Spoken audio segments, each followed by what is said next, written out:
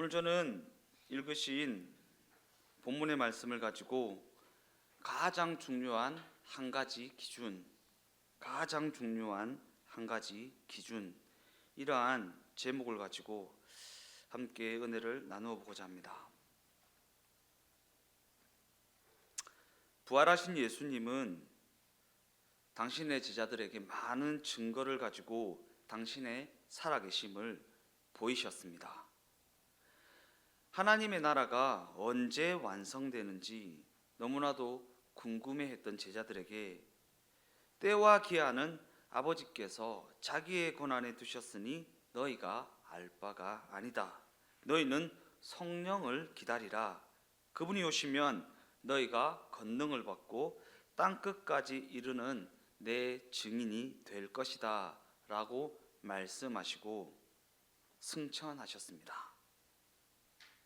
그리고 예수님께서 기다리라고 하신 그 성령이 약속하신 대로 강림하신 사건이 사도행전 2장에 기록되어 있습니다.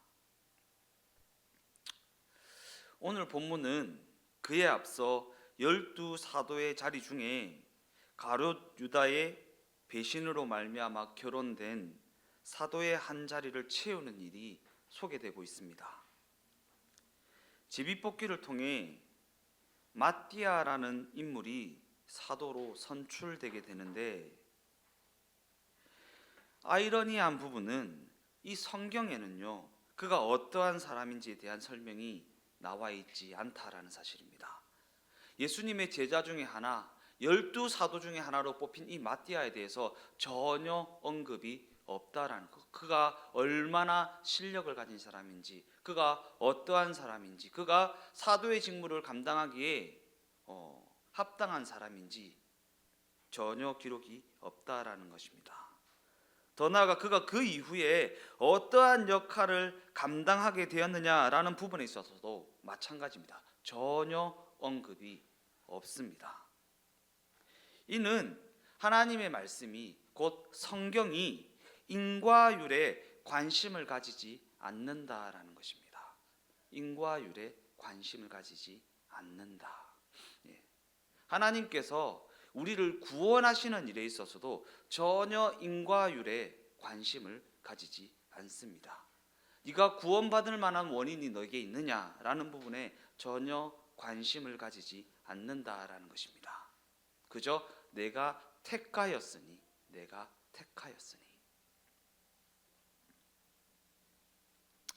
어찌되었든 또 다른 관점에서 그가 사도의 하나로 뽑힌 이 사건은 매우 중요한 의미를 지닌 사건이라고 할 수 있습니다. 왜냐하면 이는 예수님의 제자들이 그가 승천하신 후에 행한 첫 번째 순종이기 때문입니다. 첫 번째 순종. 땅끝까지 이르는 증인의 사명을 받은 그들이 드디어 그 첫걸음을 뗀 사건이 바로 오늘 본문에 기록된 이 사건이라는 것입니다. 무엇인가를 선택하고 무엇인가를 결정하는 것은 자유인들에게만 주어지는 권리입니다. 예수님의 제자들은 이와 같은 권리를 가지고 선택을 하여서 사도의 빈자리를 채우기로 결정합니다. 이는 상황적인 압박이나 누군가의 강요에 의한 결정이 아니라 스스로의 선택입니다. 스스로의 선택. 그러한 관점에서 이 사건은 자유로운 선택의 결정임과 동시에 예수께서 제자들에게 맡기신 사명을 감당하기 위한 순종의 선택이기도 했습니다. 자유로운 선택임과 동시에 순종의 선택이기도 했다. 자유와 순종이라는 상반되는 이 두 개념이 어떻게 병존할 수 있는가라는 관점에서 오늘 본문은 우리가 기독교 신앙을 가졌다는 것은 과연 어떠한 삶의 모습을 의미하는 것인가? 성경이 말하는 성도는 과연 어떠한 존재인가를 깨닫게 하는 중요한 본문이라고 할 수 있다라는 것입니다. 무엇을 기준으로 하여 살아가는 존재인가? 무엇을 기준으로 하여 살아가는 존재인가? 오늘 제목이요, 가장 중요한 한 가지 기준.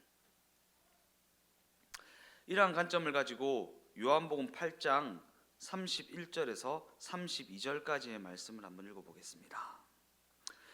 그러므로 예수께서 자기를 믿는 유대인들에게 이르시되 너희가 내 말에 거하면 참으로 내 제자가 되고 진리를 알지니 진리가 너희를 자유롭게 하리라.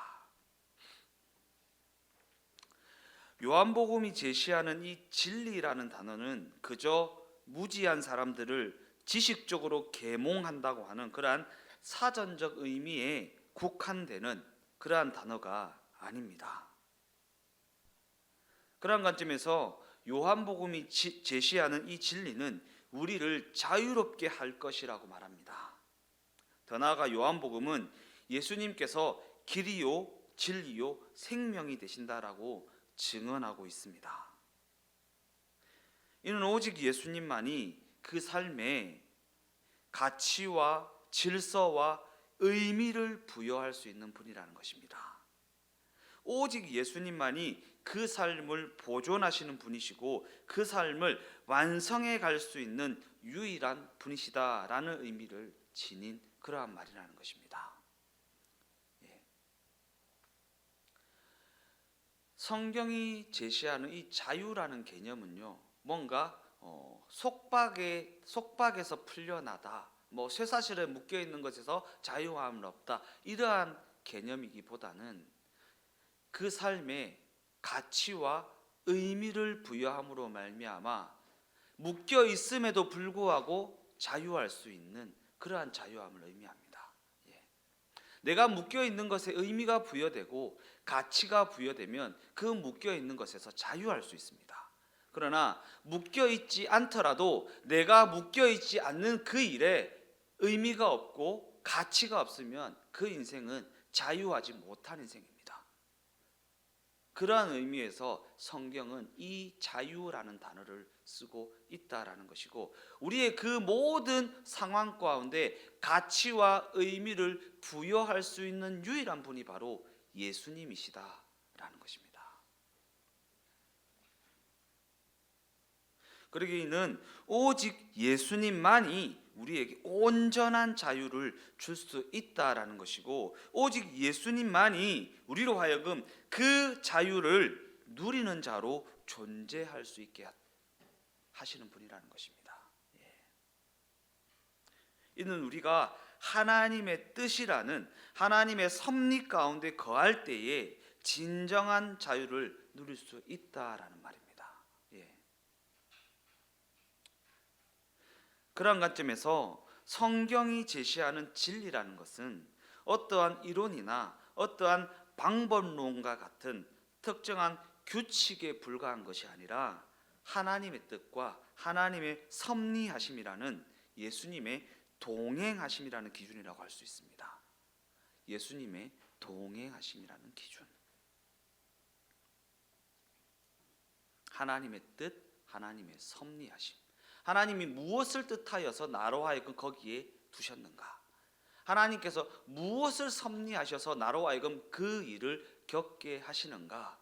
라는 그 부분은 우리가 예수님과 동행할 때에 알 수 있기 때문에 그 기준은 예수님의 동행하심입니다. 요한복음 8장 말씀을 마저 읽어보겠습니다. 33절에서 34절까지의 말씀입니다. 그들이 대답하되 우리가 아브라함의 자손이라 남의 종이 된 적이 없거늘 어찌하여 우리가 자유롭게 되리라 하느냐. 예수께서 대답하시되 진실로 진실로 너희에게 이르노니 죄를 범하는 자마다 죄의 종이라.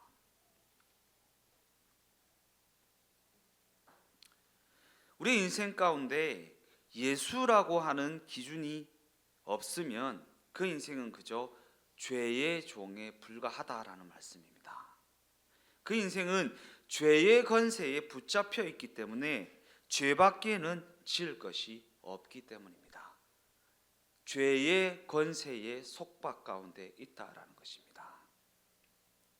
더 나아가 죄밖에는 지을 것이 없다라는 것은 그 삶에 생명과 진리가 없기 때문에, 곧 예수님의 동행하심이 없기 때문에 의미와 가치가 있을 수가 없고 그 삶을 유지하거나 그 삶을 완성할 수도 없다라는 것입니다. 의미와 가치가 부여되지 않기 때문에 그 삶은 유지될 수도 없고 완성될 수도 없다라는 의미입니다.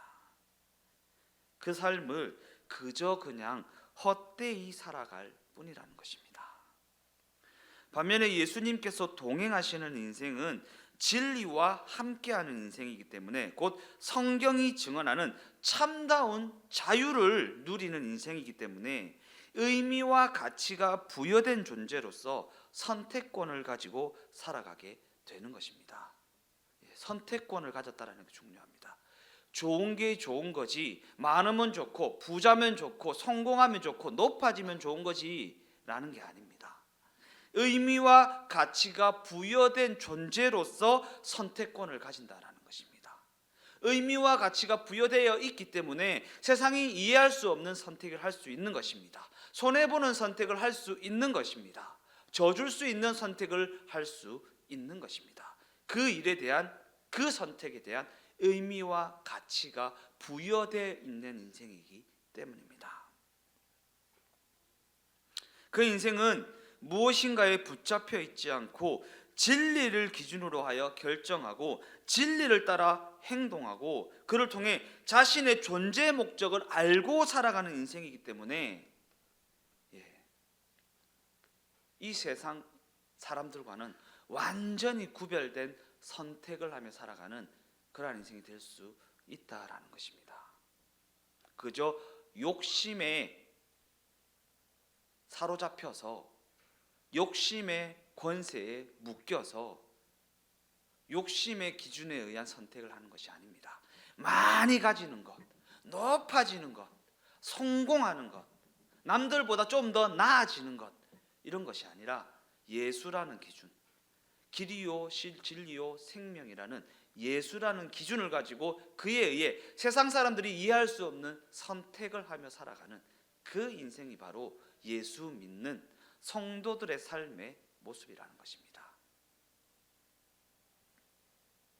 그러한 관점에서 이 자유라는 것이 그저 자기 마음대로 행동하는 방종에 불과하다면 순종이라는 것과는 병존할 수 없을 것입니다. 그죠?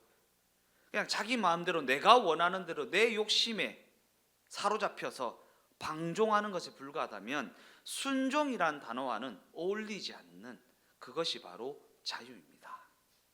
그러나 이 성경이 말하는 자유라는 것은 선택하는 권리에만 국한되는 것이 아닙니다. 성경이 말하는 자유는 선택하는 권리에만 국한되는 것이 아니다라는 것입니다. 왜냐하면 성경이 말하는 선택하는 그 권리는 진리 안에 속하여 있을 때에만 의미와 가치를 가질 수 있기 때문입니다. 진리 안에 속하여 있을 때만. 그 선택이 어떠한 의미와 어떠한 가치가 부여된 선택인가가 중요하다라는 것입니다. 그 선택이 나에게 성공을 주느냐 성공을 주지 않느냐, 그 선택이 나를 이롭게 하느냐 이롭게 하지 않느냐, 그러한 의미가 아니라 그 선택에 어떠한 의미와 어떠한 가치가 부여되어 있는가가 중요하다라는 것입니다. 더 나아가서 의미 부여의 기준, 가치 부여의 기준, 그 기준이 과연 어디에 있는가가 중요하다라는 것입니다. 그 인생이 무엇을 가치 있다 하고 무엇을 의미 있다 하는 것이, 그 기준이 무엇인가가 중요하다라는 것입니다. 즉 자유의 본질은 선택하는 권한에 있는 것이 아니라 그 선택이 진리 안에 속하여 있는 선택인가의 그 여부가 중요하다라는 사실입니다. 왜냐하면 자유는 진리에 속할 때에만 그 선택권을 올바로 행사할 수 있기 때문입니다. 그러기에 자유라는 것은 예수님께 속하여 있을 때에만 가치와 의미가 부여될 수 있다는 것이고, 이는 곧 생명의 근원이신 예수님께 속하여 그의 다스림을 받으며 살아갈 때에만 진정한 자유를 누릴 수 있다라는 의미입니다. 그러기에 우리에게 주어진 선택권이라는 것이 진정한 가치와 진정한 생명과 진정한 의미를 지닌 진정한 자유를 담으려면 예수님께 속하여서 예수님께 순종하여 살아가는 예수님의 다스림을 받는 백성의 존재가 되어져야 한다라는 것입니다. 그러한 관점에서 자유가 주어진 예수님의 제자들이 처음으로 자신의 선택권을 제대로 올바로 행사한 사건이 바로 오늘 본문에 기록된 사건이라는 것입니다. 그들은 예수 그리스도의 부활의 사건으로 말미암아 사망을 이기는 생명이라는 권세를 가지고 살아가게 되었습니다. 사망을 이기는 생명이라는 권세를 가지고 살아가게 되었습니다. 이제는 그 권세를 가지고 그 혜택을 누리며 살아갈 수 있는 존재가 되어졌다라는 것입니다. 사망을 이기는 생명이라는 권세, 그 권세의 혜택이 무엇인가를 생각해 보아야 합니다. 우리 모두는 길이요 진리요 생명이신 예수님께 속하여서 사망을 이기는 생명이라는 권세를 가지고 자유로이 순종하는 삶을 살기로 선택하였고, 그 선택에 책임을 다하는 삶을 살기로 결단하였습니다. 그러나 그럼에도 불구하고 우리가 신앙생활을 해나가다 보면 선택과 순종 그 사이에 존재하는 갈등에 직면할 때가 너무나도 많이 있습니다. 그러한 관점에서 우리가 지난 2000년의 교회사를 들여다보면 완전한 교회는 존재하지 않았습니다. 아무리 훌륭한 교회라고 해도 늘 흠과 실수가 있었습니다. 이는 선택과 순종 그 사이에 존재하는 갈등에 직면할 때가 많이 있기 때문입니다. 그죠? 우리도 갈등에 직면할 때가 너무나도 많이 있죠. 왜 그렇습니까? 눈에 보이고 귀에 들리고 손에 잡히는 현실의 삶이 녹록지 않기 때문에 그 삶에 우리가 속게 되기 때문입니다. 우리가 사망을 이기는 생명이라는 권세를 가졌다라는 것을 망각하게 되기 때문입니다. 우리가 그 권세를 가졌다라는 사실이 눈에 보이지 않기 때문입니다. 이는 교회의 역사뿐만 아니라 개인의 역사는 더더욱 그러합니다. 왜냐하면 우리 모두에게는 마음의 소원은 있지만 그만큼 살아낼 실력은 없기 때문입니다. 그래서 우리는 늘 이러한 불평을 하게 됩니다. 우리에게 선택권을 주셨으면 올바르게 선택할 수 있는 능력까지 주시든가, 아니면 애초에 그 선택권을 주지 마시고 그냥 주님 뜻대로 강압적으로 이끌어 가시면 좋지 않았을까 라는 불평을 하게 될 때가 많이 있다라는 것입니다. 이에 대해 사도 바울은 고린도후서 12장 말씀을 통해 다음과 같이 증언합니다. 고린도후서 12장 7절에서 10절까지의 말씀입니다. 여러 계시를 받은 것이 지극히 크므로 너무 자만하지 않게 하시려고 내 육체에 가시 곧 사탄의 사자를 주셨으니 이는 나를 쳐서 너무 자만하지 않게 하려 하심이라. 이것이 내게서 떠나가게 하기 위하여 내가 3번 죽기에 강구하였더니 나에게 이르시기를 내 은혜가 내게 족하도다. 이는 내 능력이 약한 데서 온전하여짐이라 하신지라. 그러므로 도리어 크게 기뻐함으로 나의 여러 약한 것들에 대하여 자랑하리니 이는 그리스도의 능력이 내게 머물게 하려 함이라. 그러므로 내가 그리스도를 위하여 약한 것들과 능력과 궁핍과 박해와 곤고를 기뻐하노니 이는 내가 약한 그때에 강함이라.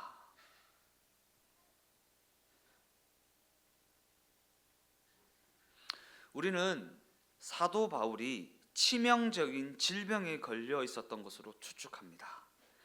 특히 그 증세가 사람들에게 엄청난 불쾌함과 엄청난 거부감을 주었던 것으로 알고 있습니다. 그래서 사도 바울은 자신의 명예나 자신의 자존심을 지키기 위해서가 아니라 자신이 가진 그 약점 때문에 복음의 누가 될까 봐 주 앞에 3번이나 간구했다라고 말합니다. 그런데 뜻밖에도 내 은혜가 내게 족하도다라는 응답을 받게 됩니다. 청천벽력과 같은 소식 아닙니까? 그냥 그렇게 살아라라는 응답입니다. 내 은혜가 너한테 족하다라는 그러한 의미의 응답입니다. 이와 같은 관점에서 우리도 때때로 이와 같은 관점의 기도를 할 때가 많이 있습니다. 하나님, 이는 저를 위한 기도가 아닙니다. 제가 너무 초라하니까 하나님에게까지 폐가 되지 않습니까? 예수 믿는다는 말이 부끄럽지 않게 제발 이 비참한 상황만은 면하게 해 주시옵소서. 그랬더니 하나님이 그에게 내 은혜가 내게 족하다라는 응답을 하셨다라는 것입니다. 너는 그저 각각 부르심을 받은 그대로 나와 함께 거하는 자가 되어라 라는 응답을 하셨다라는 것입니다. 도무지 이해가 되지 않는 상황이지만 그것을 받아들이는 것이 성경이 제시하는 순종이고 하나님의 섭리하심에 항복하는 삶의 자세라는 것입니다. 그러한 관점에서 우리는 우리 삶에 있어서 가장 큰 권세가 하나님께 있음을 알아야 합니다. 근데 우리는 우리의 삶에 있는 가장 큰 권세가 사망에 있다라는 오해를 하게 될 때가 많이 있습니다. 저렇게 하다가는 망하겠는데, 저렇게 하다가는 사망을 당하겠는데, 저렇게 하다가는 죽겠는데. 사망의 권세가 우리의 인생에 있어서 가장 큰 권세라고 오해하며 살아갈 때가 너무나도 많이 있다라는 것입니다. 그러나 우리 삶에, 특별히 성도들의 삶의 가장 큰 권세는 사망이 아니라 하나님께 있습니다. 왜냐하면 하나님께서는 사망을 이기는 부활의 권세, 곧 생명이라는 권세를 가지고 계시고 그 권세를 우리에게 부여해 주셨기 때문입니다. 물론 우리는 하나님께서 일을 해나가는 방식이 너무나도 크고 신비해서 다 이해하지는 못합니다. 그래서 당황할 수 있고 불평할 수 있고 원망할 수는 있습니다. 그러나 그 자리에 도달했다고 하더라도 다시 돌아와야 합니다. 어디로 돌아와야 합니까? 부활의 권세를 가진 자로서의 자리로 돌아올 수 있어야 한다라는 것입니다. 그래서 우리가 내 은혜가 내게 족하도다라고 하신 하나님의 그 말씀을 온전히 이해하게 되고 온전히 받아들이게 되면 우리는 현실의 어떠함을 벗어나기를 기도하는 자가 되지는 않을 것입니다. 현실의 어떠함을 벗어나기를 기도합니다. 왜냐하면요, 이 현실이 나한테 만족스럽지 않습니다. 그죠? 내가 원하지도 않습니다. 내가 원하지도 않는 길을 가고 있습니다. 그러나 하나님께서 뭐라고 말씀하셨다고요? 내 은혜가 너한테 족하게 주어져 있다. 그 현실이 네가 원하지 않는 모습이고 네가 뜻하지 않은 상황이지만 그 상황과 그 현실 가운데 내 은혜가 이미 족하게 부어져 있다라는 것입니다. 그리고 우리가 그러한 이해를 가지게 되면 우리는 자신 스스로가 생각하기에 하나님께 도움이 될 것 같은 어떠한 능력이나 어떠한 성공을 구하지도 않을 것입니다.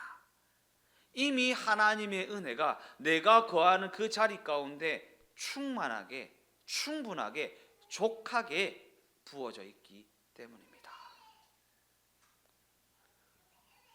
그리고 내가 약한 그때 내 주께서 강하시다는 것을 믿는 믿음으로 말미암아 그 모든 것을 감수할 수 있는 자가 되어 그 현실 앞에 당당하게 설 수 있을 것이기 때문입니다. 현실이 변하는 것이 아닙니다. 내가 변하는 것입니다. 내가. 그 상황을 대하는 내가 변하는 것입니다.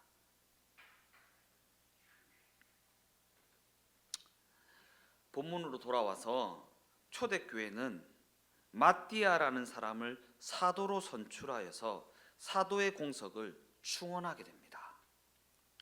그러나 이는 그들이 마띠아라고 하는 능력 있고 실력 있는 사람을 뽑아서 모두가 이제 안심이 된다. 마띠아라는 실력 있는 사람을 뽑아서 안심이 된다. 라고 하는 내용을 담고 있는 것이 아닙니다. 왜냐하면 이는 그들이 그저 예수님 안에서 예수님을 기준으로 하여 예수님께서 원하시는 선택을 하는 그 과정을 내용으로 하는 사건이기 때문입니다. 예수님 안에서 예수님을 기준으로 하여 예수님께서 원하시는 선택을 하는 과정을 내용으로 하고 있다. 예수 그리스도로 말미암아 허락된 부활의 생명을 가지고 살아가는 자들이 기꺼이 순종하고 자유로운 선택, 곧 그에 합당한 결정을 하는 과정을 담고 있는 것이 오늘 본문이라는 것입니다. 물론 우리는 이러한 삶을 살겠다고 다짐은 하지만 그 결실을 이루기에는 자신이 가진 능력과 형편이 턱없이 부족하게 보일 때가 너무나도 많이 있습니다. 그러나 그럼에도 불구하고 그럴 때마다 우리는 내가 약한 그때가 내 주님께서 강해지시는 그때이다 라고 하는 사도 바울의 고백의 자리로 나아가야 하는 것입니다. 우리가 약한 그때에 내 주님께서 강하시다. 그래서 우리는 열악한 조건에 있거나 열등한 존재로 살아가게 되더라도 결코 겁낼 것이 없다라는 고백 말입니다.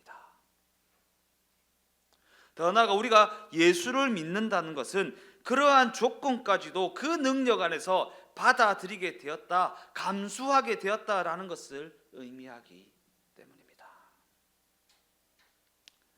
이 사실이 우리 믿음의 근거가 되어야 하고 우리의 담대함의 근거가 되어져야 한다라는 것입니다. 가장 중요한 한 가지 기준, 한 가지 근거. 결론적으로 말씀을 마무리하겠습니다. 로마서 8장 28절 말씀입니다. 우리가 알거니와 하나님을 사랑하는 자 곧 그의 뜻대로 부르심을 입은 자들에게는 모든 것이 합력하여 선을 이루느니라. 우리가 너무나도 좋아하는 말씀, 좋아했던 말씀인데 우리가 기독교 신앙을 가졌다라는 것을 올바로 이해하게 되면 그렇게 좋아할 만한 말씀은 아닙니다. 이 말씀에는 내 은혜가 내게 족하다라는 그 사도 바울의 고백이 포함되어 있는 말씀이기 때문입니다. 모든 것이 합력하여 선을 이루신다. 내가 원하지 않는 상황, 내가 원하지 않는 여건, 내가 원하지 않는 그 모든 것 가운데 내 은혜가 이미 족하게 부어져 있다라고 말씀하시는 하나님의 말씀이 그 의미가 포함되어 있는, 그래서 모든 것이 합력하여 선이 된다라고 하는 그 말씀이기 때문입니다. 모든 것이 합력하여 선을 이룬다고 합니다. 이는 우리가 실패하여도 결코 손해를 보지 않는다라는 것입니다. 물론 이는 현실의 삶에서는 말이 안 되는 이야기입니다. 왜냐하면 현실의 삶에서는 진 것은 그저 진 것에 불과하기 때문입니다. 그러나 그럼에도 불구하고 우리가 우리의 지난 삶을 뒤돌아보면요, 이기고 지는 그 모든 일을 통해 우리 각 사람이 하나님 앞으로 점점 떠밀려 오게 되었다는 사실을 인정하게 되지 않습니까? 이처럼 하나님의 자녀는요, 잘 되면 잘 돼서 하나님 앞으로 한 걸음 더 나아오게 되고, 실패하면 실패해서 하나님 앞으로 떠밀려 오게 됩니다. 반면에 세상 사람들은요, 성공하면 성공을 했기 때문에 하나님을 찾을 일이 더더욱 없고, 실패하면 실패했기 때문에 하나님으로부터 더더욱 도망을 가게 됩니다. 그러기에 자신 스스로가 하나님의 자녀라는 믿음을 가지고 있다면 실패를 두려워하지 마십시오. 사망을 두려워하지 마십시오. 사망을 이기는 생명의 권세가 우리에게 주어져 있기 때문입니다. 사망을 이기는 부활의 권세가 우리에게 주어져 있기 때문입니다. 예수님의 죽음, 곧 예수님의 실패는 그가 하시고자 하는 일의 끝이 아니었다라는 사실을 기억하십시오. 오히려 무엇으로도 만들어낼 수 없는 부활이라는 생명의 길을 여시는 것이었다라는 사실을 마음속 깊이 새기게 되시기를 예수님의 이름으로 축원드립니다. 더 나아가 그 부활의 생명이 우리에게 주어져 있다라는 사실을 잊지 마십시오. 이것이 가장 중요한 한 가지 근거이고 한 가지 기준입니다. 사망을 이기는 부활의 권세가 우리에게 주어져 있다라는 기준, 그 근거. 이는 우리의 실패와 우리의 부족함이라는 우리의 연약함이 그 인생 가운데 일하시는 하나님의 손길을 결단코 막을 수 없다라는 의미이기 때문입니다. 마지막으로 작별 인사라는 내용의 글을 좀 함께 나누고 싶습니다. 이 글은요, 혹시 그 악동 뮤지션이라고 한번 들어보셨을 거예요. 악동 뮤지션. 여기 보면 영어로 악뮤라고 적혀져 있는데 한번 띄워주시겠어요? 네. 이 글은요, 그 악동 뮤지션의 그 이찬혁이라는 친구가 군 생활을 할 때 썼던 글입니다. 군 생활을 할 때 썼던 글인데 그 글을 군대 전역하자마자 발매했던 2019년 정규 3집 항해라는 앨범의 한 곡으로 만든 글입니다. 가사를 한번 읽어볼까요? 떠날 때 창틀에 화분이 비었길래 뒤뜰에 꽃을 옮겨 담았어요. 제라늄 꽃을. 떠날 때 책장에 먼지가 쌓였길래 책 하나 속에 꽂아 두었어요. 짧은 편지를. 정든 찻잔도 빛이 바랜 벽지도 흔적이 힘들어서 바꾸지 말아요. 내 마음에도 같은 것을 남겼던 것처럼.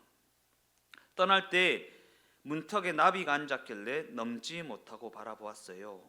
떠날 때 발등에 개미가 올랐길래 걸음을 멈추고 나누었어요. 작별 인사를. 정든 찻잔도 물기 배인 마루도 의미를 알기 전에는 바꾸지 말아요. 내 마음에도 같은 것을 남긴 것처럼. 이 글을 어디서 썼다고 그랬죠? 군생활 중에 썼습니다. 군생활 중에. 군대라는 곳은요, 힘들지만 어렵지만 원하지 않는 상황을 굉장히 많이 맞닥뜨리게 되지만 결국에는 떠날 때가 있습니다. 영원히 군생활하는 사람은 직업 군인을 제외하고는 없습니다. 떠날 때가 분명히 다가옵니다. 우리가 이 땅에서의 삶이 영원하지 않지 않습니까? 그죠? 영원하지 않지 않습니까? 이 땅에서의 삶을 작별 인사를 하는 것처럼 살아가야 한다라는 것입니다.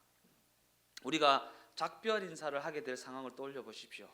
저 사람이 나한테 서운하게 했지만, 저 사람에게 화가 났었지만, 저 사람에게 굉장히 나쁜 마음을 품게 될 때도 있었지만, 작별 인사를 할 때는 다 털고 지나갑니다. 그죠? 예. 우리에게 가진 그 기준이 부활의 생명이잖아요. 부활의 생명. 이 땅에서의 삶을 작별 인사를 하는 것처럼 하면 창틀에 화분이 비었길래 뒤뜰에 꽃을 옮겨 담았어요. 제라늄 꽃을. 이 제라늄 꽃이라는 꽃말을 제가 찾아보니까 당신의 생각이 떠나질 않습니다 라는 거예요. 당신이 누구세요? 예수님이세요. 예수님. 이 찬혁이라는 친구는 선교사님 아들이에요. 선교사님 아들이고 그 마음 가운데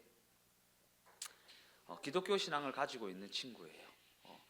제가 이 곡을 어떻게 알게 됐냐면, 제가 즐겨보는 시사 프로그램에 부모 임당이라는 코너가 있는데, 이제 뭐 젊은 친구들 중에 성공한 친구들의 부모를 초청해서 그 친구들의 어린 시절을 떠올려 보는 그러한 시간인데, 거기에 이제 찬혁군 아버지가 나와서 악동 뮤지션 곡 중에 제일 좋아하는 곡이 무엇입니까? 라고 했을 때 이 곡이 내가 제일 좋아하는 곡이다 라고 말하면서 많은 생각을 하게 만들고 내 삶에 어떠한 태도를 수정하게 만드는 곡이다 라는 얘기를 하더라고요. 우리가 이 땅에 영원히 살 것처럼 살아가는 존재가 아니라는 것을. 왜? 우리는 가장 중요한 한 가지 기준, 곧 부활의 권세를 가졌다라는 그 기준을 살아가는 인생이기 때문입니다.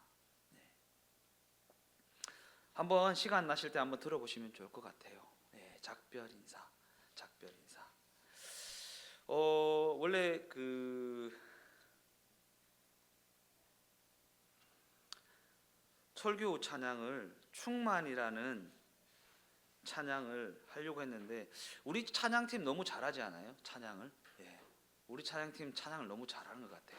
그리고 우리 인도자가 찬양 곡을 전혀 저랑 커뮤니케이션이 없거든요. 이런 말씀 전할 거니까 이런 말씀에 맞춰서 찬양을 좀 준비해와 라고 얘기하지 않거든요. 본인이 그냥 예수님과 동행하면서 찬양 콘텐츠를 짜오는데, 이 곡들을 보면 다 설교 찬양을 하고 싶은 마음이 들 만큼, 한데 저 높은 곳을 향하여라는 찬양도 하고 싶지만 무명이라는 찬양을 하겠습니다. 그 충만이라는 찬양을 하겠습니다. 그냥 이 가사가 너무 좋아요. 저 높은 곳을 향하여 날마다 나아갑니다라는 마음으로 이 땅에서의 삶을 사셨으면 좋겠다라는 것입니다. 그러면 이 땅에서의 삶에 무명이어도 공허하지 않습니다. 왜? 작별 인사를 할 것이기 때문입니다. 예. 가난하여도 부족하지 않습니다. 곧 이 땅에서의 삶과 작별 인사를 할 것이기 때문입니다. 이 땅에서의 삶을 영원히 살아갈 것이 아니기 때문입니다. 고난 중에도 견뎌낼 수 있는 것은 우리가 그 고난과 결국에는 작별 인사를 할 것이기 때문입니다. 실패하여도 일어설 수 있는 것은 우리가 작별 인사를 할 것이기 때문입니다. 우리가 우리 자녀들에게 집착하지 않을 수 있는 것은 그들과 결국에는 작별 인사를 하여야 하기 때문입니다. 내 자녀가 조금 부족해도요, 내 자녀가 좀 실력이 없어도요, 내 자녀가 좀 실패하고 어려움 가운데 처해 있어도요, 그와 결국에는 작별을 할 것이라는 것을 생각하면 괜찮습니다. 품어줄 수 있습니다. 안아줄 수 있습니다. 내 주변에 나를 괴롭히는 사람이 있다고 해도요, 결국에는 그와 작별 인사를 할 것이라는 것을 마음에 염두를 두고 생각해 보면 노여워할 것이 없습니다. 결국에는 그와 작별 인사를 할 것이기 때문입니다. 우리가 작별 인사를 해야 하는 존재, 결국에는 이 땅에서 떠나야 하는 존재, 떠날 때 그 먼지 쌓인 책장에 짧은 편지 하나 꽂아둘 수 있는 인생이 될 수 있으면 좋지 않을까라는 생각을 합니다. 그 편지에 뭐라고 쓰시겠습니까? 예수님을 떠올리고 예수님과 동행하는 자가 되었으면 좋겠다라는 그 글귀 하나면 되지 않겠습니까? 그 마음의 자세, 그 마음의 고백을 가지고 찬양하며 나아가겠습니다.